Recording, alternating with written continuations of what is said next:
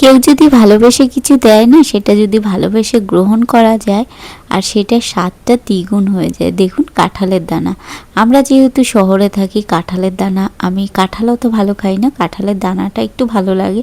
তো তাপসী দিদি শুনে কাঁঠালের দানা বৌদি ভালো খায়, তো দানা রেখে গুছিয়ে সব নিয়ে আসছে আমার জন্য কাঁঠাল খেয়ে। আর আজকে শনিবার নিরামিষ, ভাবলাম কাঁঠালের দানা এনেছে কি করি।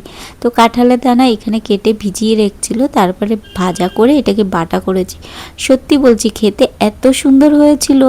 আর এইখানে বেটে আমি একলা খাইনি, এইখানে তাপসী দিদিকে দিয়েছিলাম, সীমা দিদির জন্য রেডি করেছিলাম, তারপরে সামনে রানীকে দিয়েছিলাম, একটু একটু সবাই ভালোবেসে খেয়েছি। আর আমি দেখুন এত কিছু রান্না করেছি, কিন্তু আমার ওই কাঁঠালের দানাটাই ভীষণ ভালো লাগছে।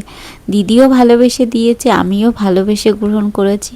হলে না, যে যতই বড়লোক হও না কেন, তুমি তোমার মাটিটা যদি না বলো, সত্যি তারাও শান্তি পায়, তারাও কত খুশি হয়ে গেল যে বৌদি এত ভালোবেসে খেয়েছে।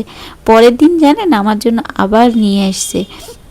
তো দাদা খেয়ে এত ভালো খেয়েছে, দাদা আবার পাঠিয়ে দিয়েছে সব কটা কাঁঠালের দানা।